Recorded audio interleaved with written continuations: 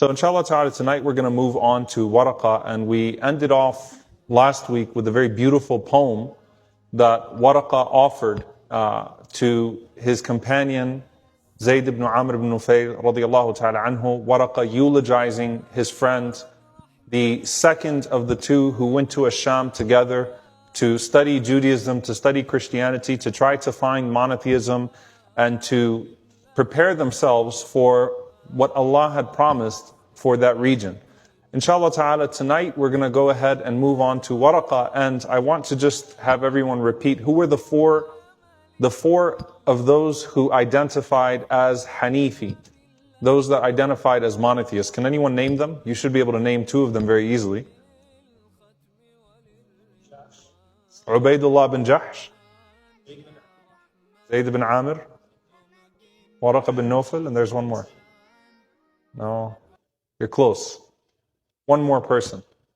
We said there was Zayd ibn Amr, who we talked about last week. There's Waraqa bin Nawfal, who we'll talk about tonight. There was Ubaidullah ibn Jahsh, who went to Abyssinia, who migrated to Abyssinia. And there's one more who became Hanifi and moved to Asham, became a Christian, moved to Asham, took up a position in the Roman Empire. What was his name? Uthman ibn Huwaydith. So these were the four people that were considered not the Hanafis, the Hanifiyin, just to be clear again, all right? The monotheists, the four that were on the religion of Abraham, the way of Ibrahim alayhi salam, that went out in search of that oneness of Allah. Now, out of the four, the only one that didn't become Christian was Zayd ibn Amr, right? So three of them became Christian, including Waraqa, who we'll talk about tonight. Now, Waraqa is such a mysterious figure that we find in the seerah of the Prophet ﷺ because he shows up in the very beginning of Sahih al-Bukhari. If you all remember when we did a long series, we did Sharh al-Bukhari, and we did the book of Revelation a couple of years ago. And Waraqa shows up in the very beginning of Sahih al-Bukhari. He's in the beginning of the seerah, but the seerah starts off with his death, essentially, right? You don't hear anything about his history. You just know that Khadija radiallahu anha took the Prophet ﷺ to him to confirm or deny what had happened to the Prophet ﷺ, or to explain what had happened to the Prophet ﷺ in Hira. And then it ends. Who was he before? What's his story? What's his status?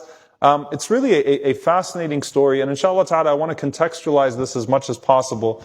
And his story is so beautiful and touching that I couldn't decide whether to start with him or to start with Zayd, but it just makes sense in setting the stage for the prophethood of the Prophet ﷺ. Here you have Waraqa and Zayd, the only two that go to Asham, that study Christianity, and that deepen their knowledge of the Abrahamic way. And then Zayd ibn Amr dies 5 years before the Prophet ﷺ receives revelation. So it's really just Waraqa right now in Mecca. He's the only one there that is waiting for this Prophet of Allah to arise, that has studied, that has prepared himself. And so it then obviously transfers to him and then transfers to Khadija radiyallahu ta'ala anha. So how is Waraqa related to Khadija? Is he her nephew? Is he her cousin? Is he her uncle? How is he related to Khadija? He's her cousin, but more like an uncle. He's her cousin, but more like an uncle because of the age gap. His name is Waraqa ibn Nawfal ibn Asad. Khadija has an uncle named Nawfal ibn Asad, and she has a brother named Nawfal ibn Khuwaylid. Okay? So Khadija has an uncle named Nawfal, who's the father of Waraqa, and she has a brother named Nawfal as well. Waraqa ibn Nawfal ibn Asad is the first cousin of Khadija radiyallahu ta'ala anha. Now, Nawfal, Khadija is Khadija bint Khuwaylid ibn Asad.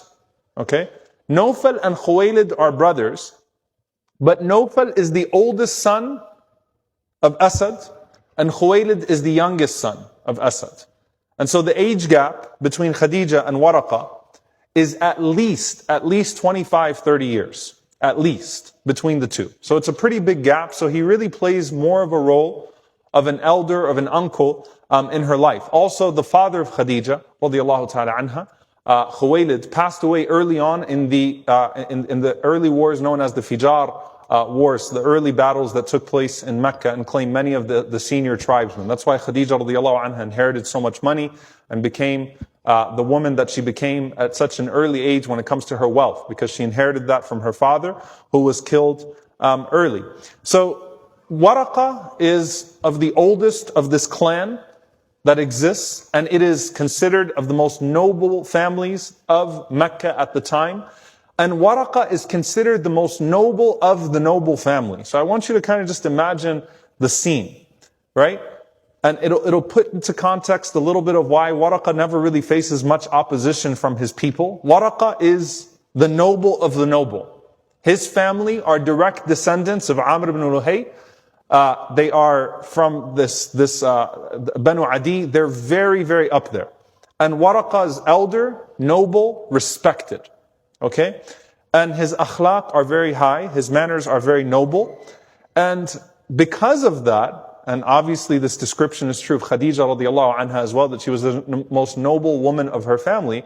Because of that, Waraqa was actually expected to marry Khadija. Context is important here. Waraqa was expected to be the natural suitor of Khadija in terms of just his akhlaq, the family, his character, his nobility. Khadija and Waraqa both are considered the best of their people. But Waraqa rejected this world. He became a priest, or he considered, when you say rahib, it could be a priest or a monk. The point is, Waraqa decided he would not get married, right? He would stay in pursuit of the religion for his entire life. He would not get married. Waraqa was a zahid. He was known to be an ascetic. He spent his days in worship, his journeys in travel. Waraqa would never be in the souk. He was not someone to go to the marketplace. He only ate once a day to suffice himself, so he was known for eating very little. He rejected the wealth of his family. His tribe was naturally a very rich tribe. Waraqa did not care for it. Used to dress very simple. So Waraqa maintains celibacy, takes up the life of a priest or a monk, and stays away from all of this. He also doesn't challenge his people. We said Zayd ibn Amr ibn Nufayl, what makes him so incredible was not just that he was on this way of Ibrahim a.s. and insisting on the way of Abraham and never becomes a Christian, never becomes a Jew, just I'm on the way of Ibrahim a.s., rejects paganism, and he also confronts his people all the time, right? Constantly confronting his people. Waraqa does not have that combative behavior towards his people. Khadija never worshipped idols either. She had an aversion to it. She didn't really care for idol worship. Abu Bakr didn't care for idol worship. Waraqa was known to be a Christian, but Waraqa was not combative. He was not out there the way that Zayd was, going after the people for the way that they were worshipping those idols. Instead, Waraqa had this idea that Allah would clarify this in due time, and so he avoids being combative with the people. So he keeps to himself from society as a whole, maintains a position of high authority, is an elder, is a senior, is someone who is learned in religion, and he's also, interestingly enough, the dream interpreter of the Arabs. More context. So even though they were pagans, they were people that used to worship idols, they recognized Waraqa as a man who studied language, who studied religion, who studied philosophy, who was noble. And so the Arab at the time would go to Waraqa to have their dreams interpreted, even though he didn't worship the idols. Remember, the idol worshippers did not care much for their idols. They cared about the commerce, the business of idol worship. They really didn't care much for Lat al-Uzza. They could replace names, replace idols all they wanted. So he's a noble man.